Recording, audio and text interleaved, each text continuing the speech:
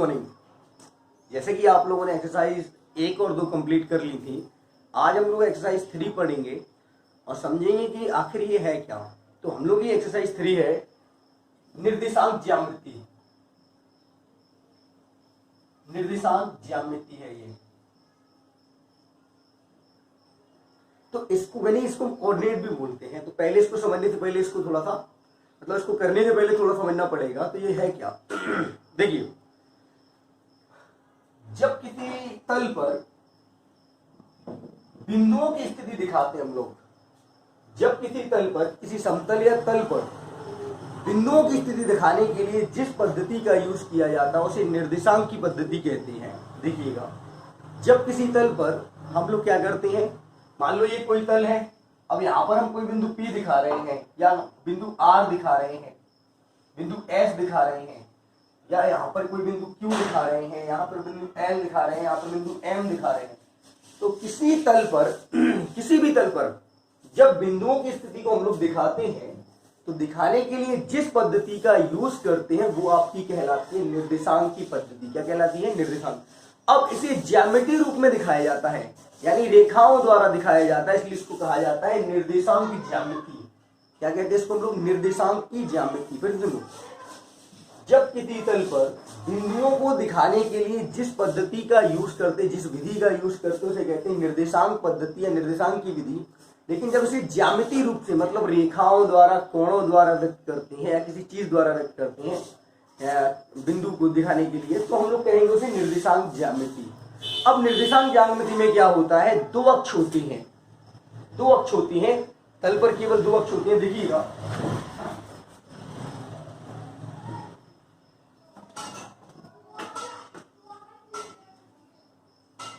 निर्देशांक ज्यामिति में केवल दो अक्ष होती हैं। एक होता है आपका एक्स अक्ष, एक पूरा होता है एक्स अक्ष जो कि आपका क्षैतिज होता है, एक होता है वाई अक्ष जो कि ऊर्ध्वाधर होता है। देखिएगा, पूरा वाई अक्ष है ये। एक होता है आपका एक्स अक्ष, पूरा एक्स जो कि क्षैतिज होता है, और एक होता है वाई अक्ष जो कि पूरा ऊर्ध्वाधर होता है। जहां पर दोनों अक्ष एक दूसरे को काटते हैं उसे कहते हैं मूल बिंदु। उसे क्या कहते हैं हम लोग? मूल बिंदु। दोनों अक्षों का कटान बिंदु को मूल बिंदु कहते हैं। दोनों अक्षों के कटान बिंदु को मूल बिंदु कहते हैं।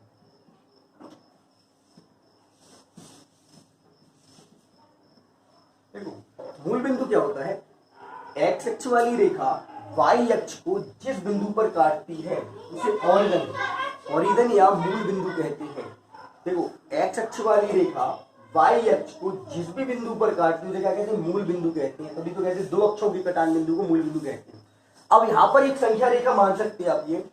तो देखो, एक्स अक्ष के दाईं ओर, मूल बिंदु के दाईं ओर या मूल बिंदु से दाईं ओर एक्स अक्ष धनात्मक होता है। ऐसा होता है ये धनात्मक। मूल बिंदु से दाईं ओर जो एक्स अक्ष वाला पोर्शन होता है, भाग होता है, वो धनात्मक होता है। मूल बिंदु से बाईं ओर जो पोर्शन होता है उसे ऋणात्मक माना जाता है।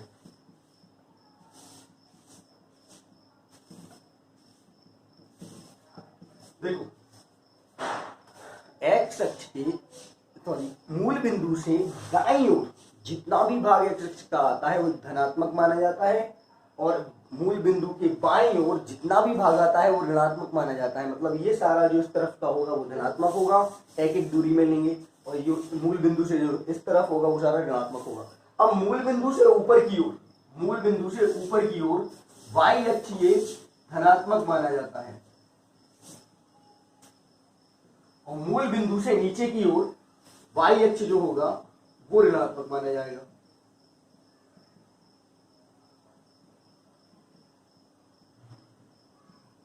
अब इसे पढ़ते क्या है? इसे पढ़ते एक्स एक्स डैश अक्ष, इसे पढ़ते वाई वाई डैश अक्ष। देखिए, जो पूरा एक्स अक्ष होता है इसे एक्स अक्ष, तो इसे एक्स डैश पढ़ दो, क्योंकि जो इस तरफ होगा वो धनात्मक होगा, जो आपका इस तरफ होगा वो ऋणात्मक होगा। तो मूल बिंदु से ऊपर होगा तो वाई वाला, वो धनात्मक होगा और मूल बिंदु से नीचे की तरफ जो होगा वो ऋणात्मक होगा। और प्रत्येक के बीच में 90 डिग्री का समकोणिक एक एंगल होता है। दोनों अक्षों के बीच में कितने का समकोणिक होता है। अब एक और चीज देखिए, ये आपका पॉजिटिव हो गया तो ये नेगेटिव हो गया, ये आपका धनात्मक हो गया, सॉरी ये आपका ऋणात्मक हो गया तो ये भी आपका ऋणात्मक हो गया। तो एक्स अक्ष ये वाला बाईं तरफ वाला जो देखो, दाईं तरफ वाला जो है धनात्मक है तो बाईं तरफ वाला ऋणात्मक है, और वाई अक्ष जो है ऊपर की तरफ वो धनात्मक है तो नीचे की तरफ कैसा है ऋणात्मक है। अब देखिए ये अगर धनात्मक है तो ये धनात्मक, तो देखो 4 खंड हो गए आपके। कितने खंड हो गए? 4। ये हो गया प्रथम खंड, ये हो गया द्वितीय खंड, ये हो गया तृतीय खंड, ये हो गया आपका चतुर्थ खंड। ठीक है, तो एक्स अक्ष और वाई अक्ष जब काटेंगे तो आपके 4 खंड बनेंगे, तो इन्हें आप चतुर्थांश कहते हैं। तो ये होता है प्रथम चतुर्थांश, ये जो हिस्सा होता है वो प्रथम चतुर्थांश होता है। ये आपका द्वितीय चतुर्थांश है, ये आपका तृतीय चतुर्थांश है, और ये आपका चतुर्थ चतुर्थांश है। ठीक है, ठीक है, तो आपके 4 चतुर्थांश बनते हैं। इस तरफ वाला एक्स और वाई वाला ये हिस्सा प्रथम चतुर्थांश में गिना जाता है, एक्स और वाई का ये हिस्सा द्वितीय चतुर्थांश में आता है, एक्स और वाई का ये हिस्सा तृतीय चतुर्थांश में आता है, और ये हिस्सा आपका चतुर्थ चतुर्थांश में आता है। तो देखो, बिंदुओं को दिखाने के लिए इन्हीं चतुर्थांशों का प्रयोग किया जाता है। मतलब किसी बिंदु की स्थिति दिखाने के लिए आप प्रथम द्वितीय तृतीय चतुर्थांश का उपयोग करते हैं। तो ये दूरी आप कैसे लेते हैं? ये एक एक दूरी ली जाती है, एक एक मतलब एक एक करके। आपने ग्राफ पढ़े होंगे तो उसमें आपको पॉइंट दिखाने के लिए, बिंदु दिखाने के लिए ग्राफ पर आप लाइन खींचते थे। तो सबसे पहले हम क्या करते हैं, यहाँ पर एक्स अक्ष पर कोई पैमाना मापते हैं, इसी प्रकार वाई पर भी पैमाना मापा जाता है। ध्यान रखिएगा, जब आप निर्देशांक में किसी बिंदु को दिखाते हैं तो पैमाना मापा जाता है। या तो आप एक्स अक्ष की तरफ माप लो, एक्स अक्ष की तरफ मापोगे, या फिर वाई अक्ष की तरफ मापोगे, तो पैमाना ही मापा जाता है। पैमाने से ही आप लोग ये चीजें लेकर चलते हैं और निर्देशांक पर बिंदु मापते हैं। ये तो ठीक है, ठीक है। अब आप देखें, ये धनात्मक है और ये भी धनात्मक है, तो ये दोनों प्लस प्लस हो गए। अब इन्हें कहते हैं, जहां पर दोनों अक्ष के निर्देशांक यानी जहां पर दोनों बिंदु को दिखाया जाता है, एक्स अक्ष के बिंदु, वाई अक्ष के बिंदु को, उन्हें हम लोग कहते हैं निर्देशांक। उन्हें क्या कहते हैं हम लोग? निर्देशांक। तो देखो, ये अगर 2 है और ये 3 है, या 3 या 2 है, तो हम कहेंगे ये एक्स है और ये वाई है। कोई भी बिंदु कहीं पर भी हो, मान लो ये बिंदु है, ये 3 है और ये 3 4 है, या फिर तो हम कहेंगे 4,3 ऐसा कुछ। तो देखो, चतुर्थांश के बीच में या कहीं पर भी एक्स और वाई को दिखाने के लिए, प्रदर्शित करने को हम लोग कहते हैं, उनको निर्देशांक कहते हैं। उनको क्या कहते हैं? निर्देशांक। उन बिंदुओं से जो दिखाते हैं हम लोग उसे निर्देशांक कहते हैं। तो यहाँ पर दोनों प्लस के होते हैं तो एक्स वाई दोनों प्लस का होगा। यहाँ पर एक्स माइनस का होता है और वाई प्लस का होता है, तो हम कहेंगे ये माइनस प्लस के। तो एक्स वाई यहाँ पर माइनस प्लस के होते हैं। यहाँ पर माइनस का होता है और ये भी माइनस का है, तो एक्स और वाई दोनों माइनस के होंगे। तीसरे चतुर्थांश में दोनों माइनस के होंगे। चौथे की बात करें तो यहाँ पर प्लस का होता है, ये माइनस का होता है, तो हम कहेंगे ये प्लस का होगा और ये माइनस का। तो देखो, ये आपका प्रथम चतुर्थांश है, ये आपका द्वितीय चतुर्थांश है, ये आपका तृतीय चतुर्थांश में, ये चतुर्थ चतुर्थांश। अब एक्स वाई क्या होते हैं? निर्देशांक कहलाते हैं। कि एक्स और वाई मतलब बिंदु को दिखाने के लिए जहां पर हम एक एक लंबिक दूरी लेते हैं उसे एक्स वाई के रूप में दिखाते हैं, और एक्स वाई को ही निर्देशांक कहते हैं। ध्यान रखना, एक्स निर्देशांक क्या होते? तो जो बिंदु दिखाने के लिए आप, जिस बिंदु को दिखाने के लिए आप लंबिक दूरी का प्रयोग करते हैं, तो वो बिंदु जो होता है वो एक्स वाई के रूप में ही प्रदर्शित होता है। तो ये एक्स वाई आपका एक निर्देशांक हो गया। अब आप देखिए, प्रथम चतुर्थांश में दोनों एक्स वाई प्लस के होते हैं। प्रथम चतुर्थांश में दोनों एक्स वाई कैसे होते हैं? प्लस के। द्वितीय चतुर्थांश में आप देखेंगे एक्स माइनस का है, वाई प्लस का है, तो ये माइनस प्लस के होते हैं। द्वितीय चतुर्थांश में एक्स और वाई निर्देशांक कैसे होते हैं? ये माइनस का है, ये प्लस का, तो माइनस प्लस के। तृतीय चतुर्थांश में दोनों ऋणात्मक है, तो तृतीय चतुर्थांश में दोनों माइनस के होते हैं। तृतीय चतुर्थांश में दोनों माइनस के होते हैं। और चतुर्थ चतुर्थांश में, फोर्थ वाले में आप देखेंगे ये प्लस का है और ये एक्स, पहले एक्स लिया जाता तो यहाँ पे एक्स माइनस का, ये प्लस का, यहाँ पर एक्स माइनस का, वाई प्लस का, फिर यहाँ पर एक्स का है प्लस का और ये माइनस का। चतुर्थ चतुर्थांश में ये प्लस का और ये माइनस का। तो देखिए आप ऐसे भी कर लो, 1/3 प्लस प्लस माइनस माइनस, 1 और 3, अगर 1 प्लस का तो 3 माइनस का, ऐसे भी कर सकते हैं आप याद। देखो पहला चतुर्थांश प्लस का है तो तीसरा काय का है माइनस का है। अब अगर इन दोनों को भी अपोजिट कर दे, दूसरा प्लस माइनस प्लस का है, दूसरा माइनस प्लस का है, तो चौथा प्लस माइनस का है। यानी कि अपोजिट है, एक तीसरे का अपोजिट है और दूसरा चौथे का अपोजिट है। बस इसको लेके चलें। कैसे? एक प्लस प्लस का है तो 3 माइनस माइनस का है, दूसरा अगर माइनस प्लस का है तो चौथा प्लस माइनस का है। तो इस तरह से अपोजिट भी ले सकते हैं आप। तो ये प्रथम चतुर्थांश हो गया, ये द्वितीय चतुर्थांश हो गया, ये तृतीय चतुर्थांश हो गया, चतुर्थ चतुर्थांश हो गया। ठीक है, इसके अलावा आप देखिए, अब देखो x को भुज कहते हैं और y को कोटि कहते हैं। x को भुज कहा जाता है, y को कोटि कहा जाता है। तो ऐसा क्यों? भुज कोटि क्या है? ये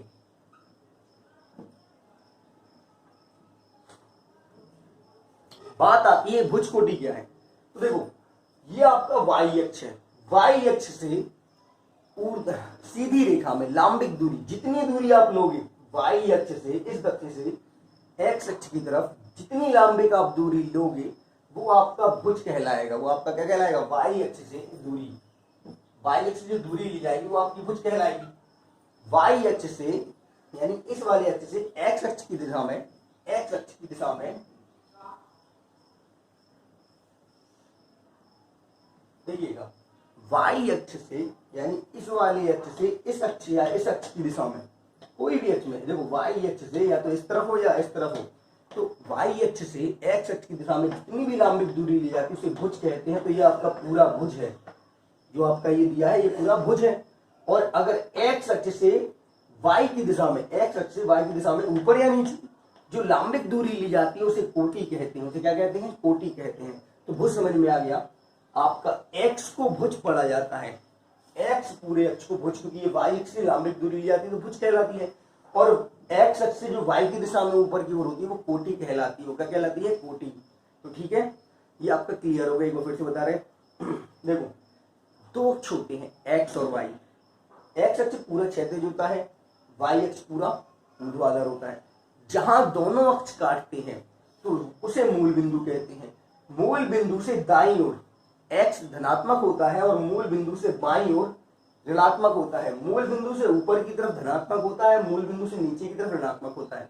ठीक है, अब जहां पे दोनों अक्ष काटते हैं तो 4 हिस्से बन जाते हैं, 1 2 3 4।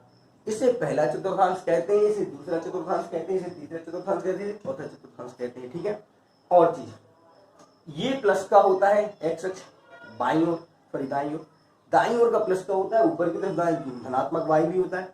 तो जहां पर एक बिंदु प्रदर्शित करने के लिए हम लोग लांबिक दूरी लेते हैं x अक्ष y अक्ष, उसे निर्देशांक कहते हैं, और इसे x और y से प्रदर्शित करते हैं। तो दोनों धनात्मक होते हैं प्रथम चतुर्थांश में। द्वितीय चतुर्थांश में ये माइनस का, ये प्लस का, तो ये माइनस प्लस के होते हैं। तृतीय में दोनों माइनस के होते हैं क्योंकि दोनों अक्ष माइनस की तरफ आते हैं।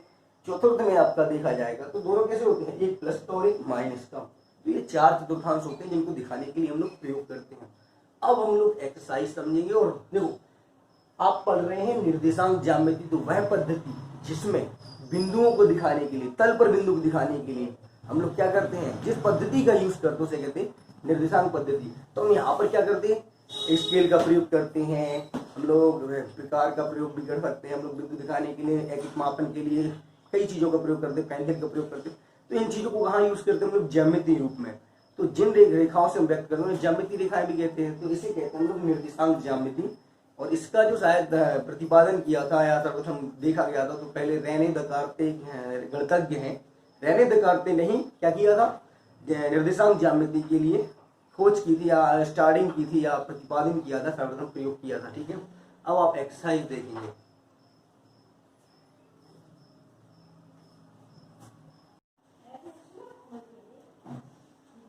देखिए आप लोगों ने निर्देशांक ज्यामिति जो पढ़ी है तो उसका थोड़ा सा मैंने अभी केवल रिवीजन कराया है, क्योंकि ये भी आपका चैप्टर ही था एक तरह से।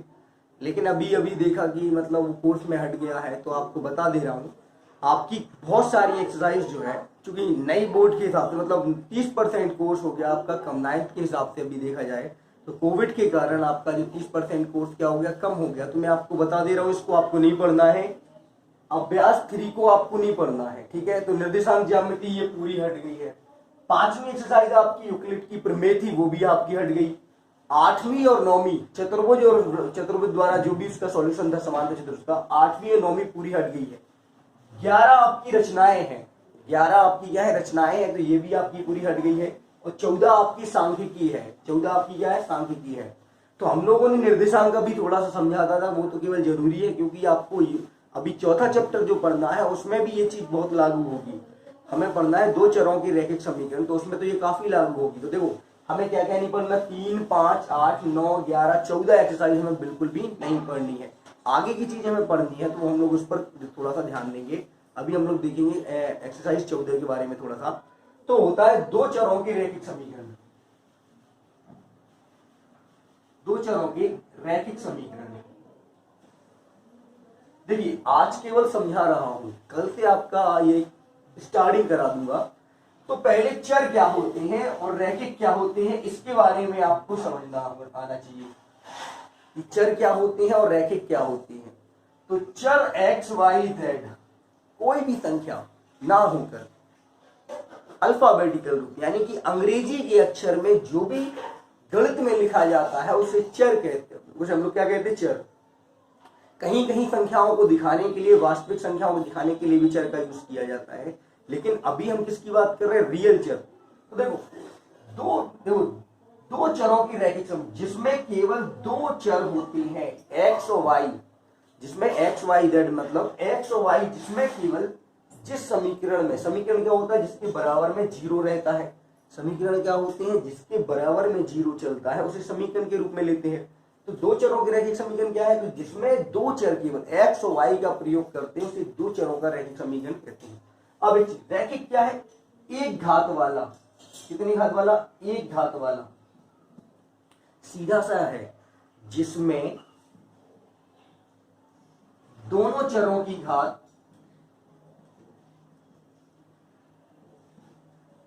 एक होती है। ऐसे चर या ऐसा समीकरण जिसमें 2 चर हो, ऐसा समीकरण जिसमें कितने चर हो, 2 चर हो और घात कितनी हो, 1 हो। ऐसा समीकरण जिसमें कितने चर हो, 2, लेकिन घात कितनी हो, 1। तो ऐसा समीकरण आपका कहलाता है 2 चरों का रैखिक समीकरण। रैखिक मतलब होता है जिसमें चर की घात 1 होती है। तो देखो अब द्विचर का रैखिक समीकरण जो होता है वो कैसा होता है, तो उसका मानक रूप दिया है। इसका मानक रूप आपका होता है x प्लस वाई प्लस कोई भी अचर राशि, प्लस कोई भी अचर राशि। देखो मानक रूप के रूप में, या आप ऐसे लिख सकते हैं ax plus B Y plus C बराबर 0। देखिए जहां पर x और y चर हो गए आपके, जहां पर x और y क्या हो गए, चर, और a b और c वास्तविक संख्याएं ले सकते हैं आप।